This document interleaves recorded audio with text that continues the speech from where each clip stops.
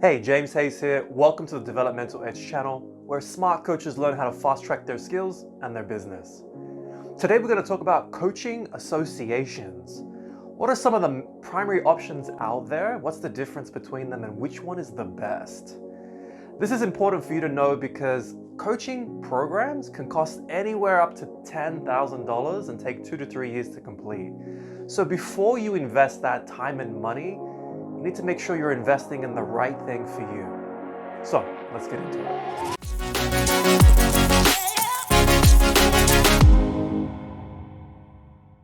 There are three main coaching certifications we'll look at today: the International Coaching Federation, the MetaCoach Foundation, and the International Coaching Guild. We'll go through an overview of each. I'll give you pros and cons, and then I'll share a recommendation. Let's look at the International Coaching Federation first, or ICF for short.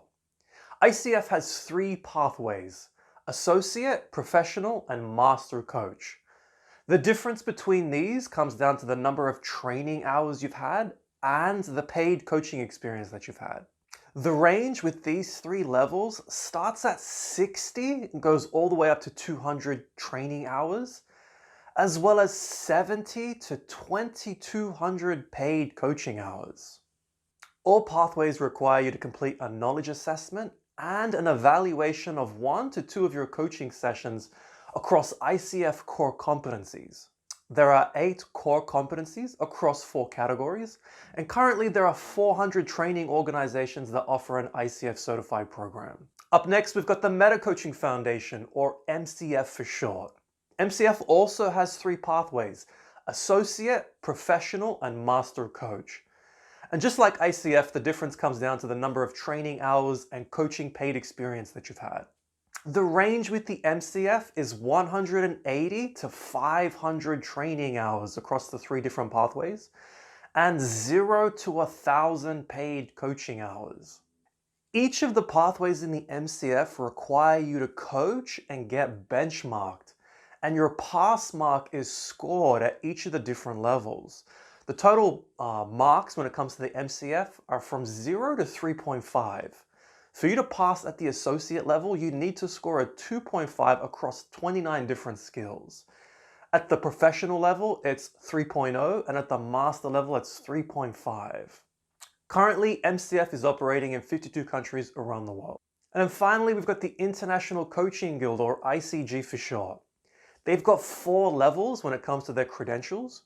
Number 1 is certified, number 2 is advanced, number 3 is master, and then the final one is professional coach. Each of these levels differs in the number of training hours, paid coaching hours, client references, and written essay requirements. The range with ICG starts at 70 training hours and goes all the way up to 350. And for paid coaching hours, starts at 350 and goes all the way up to 2,500 for the final certification. Each of the levels requires you to submit a recorded coaching session, and these sessions are evaluated against 15 core skills in 5 different categories. Currently, there's only one organization that we know of that offers ICG approved coach training. So now that we've checked out some of the features of each of these certifications, let's get into the pros and cons and really weigh up how they compare to each other. By the way, if you want more granular details of each of the certifications, check the link attached to this video. We wrote a cool blog piece on this which will give you much more granular details. So first up, we have the ICF. Let's look at the pros here.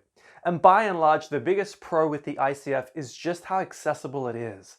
It's internationally recognized. There's over 400 providers at the time of this video, meaning anywhere you go, you're going to find an ICF provider. There's also only 8 competencies for you to be assessed against, and they're not benchmarked, making it a lot easier to achieve certification.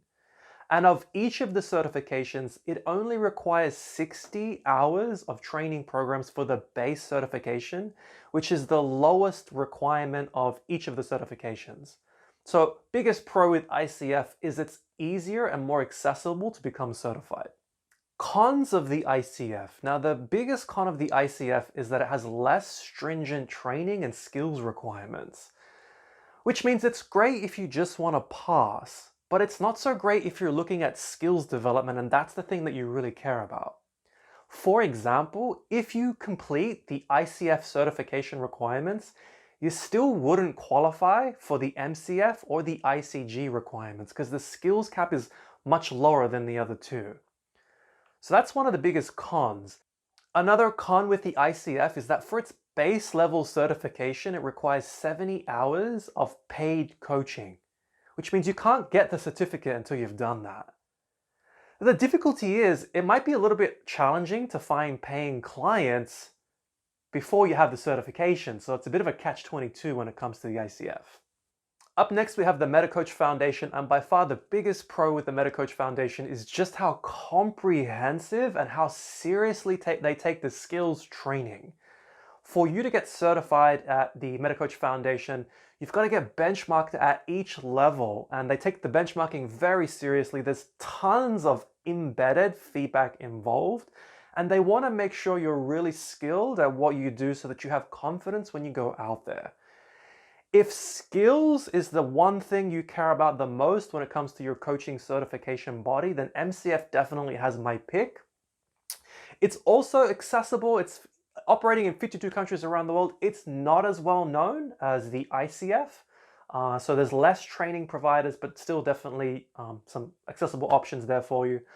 And one of the other pros when it comes to the MCF is it doesn't require you to have paid coaching hours for the base level of certification. So you can still get certified as a coach whilst you're training, whilst you're learning, and before you have paying clients. And that's an advantage as well. Another pro of the MCF, and this is a testament to how comprehensive the skills are, if you certify in the MCF, you will have also met the requirements to be certified in the ICF. So you could technically do both just by doing the MCF, but it would cost you a little bit more money to be associated with both, of course. The con for the MetaCoach Foundation is its biggest strength.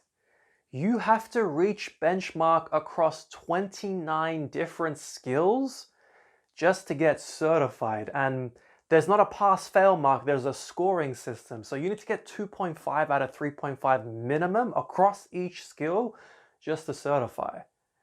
Now, this is great for skills development, but it's definitely a con in terms of how easily accessible getting certified is. Another con of the MetaCoach Foundation is the website. It's very difficult and complex to navigate and find training providers, as well as good quality information on the certification itself. That is usually handled by the training providers themselves, but if you're finding it a little bit difficult to find them by using the website, then that's definitely a con. Up next, International Coaching Guild pros. Pro number one is their training hour requirements for the base level certification, only 70 hours. So this is a little bit more than ICF, so it's still very accessible, but it's quite a lot less than the MCF. Another pro is you're assessed across 15 competencies, but it's a pass-fail mark, so it's a lot easier to pass than the MCF certification. International Coaching Guild cons. Now, at the time of this video, as far as we can tell, there's only one training provider for the ICG. So it's definitely not as well known internationally as the ICF or the MCF. It also requires 350 hours of paid coaching before you can certify, which, as we mentioned before, if you're just starting out and you don't yet have certification, that can be pretty difficult to achieve. On top of this, in terms of the skills cap, certifying in the ICG wouldn't automatically enable you to certify in the ICF or the MCF either. So now that we've been through the features and the pros and cons of each, it's time to make some recommendations. Drum roll, please. Now, first up, let me say what I wouldn't choose. I personally would not choose the ICG because they're significantly less well known on the international platform, which means there's less advantages when it comes to credibility there. And also because there's only one training provider, it significantly limits your options. And if you get certified in the ICG, you wouldn't qualify for ICF or MCF anyway. So that's why I wouldn't choose that one. Now, which one would I choose? This is going to come down to what you're ultimately looking for. Are you looking for accessibility or are you looking for comprehensiveness of skill set? If you're looking for accessibility, you just want to get certified as quickly and as easily as you can and then build up your confidence from there, then I would go with the ICF. If you're looking for skills and that is the thing you care about the most, you want to have confidence in what you can do, then I would choose the MCF because they're definitely going to get you there with the way more comprehensive trainings and requirements. So there you have it, an overview of the top coaching certifications out there and which one you should choose. Now, I'd love to hear from you. Drop us a comment. Which one are you choosing or which one are you considering? If you liked this video, make sure you hit the subscribe button. If you know someone who would appreciate it, spread the love and share this video. And if you want some cool extra free resources, check the links in the description of this video. That's it from me, friends. Stay hungry and we'll catch you in the next video.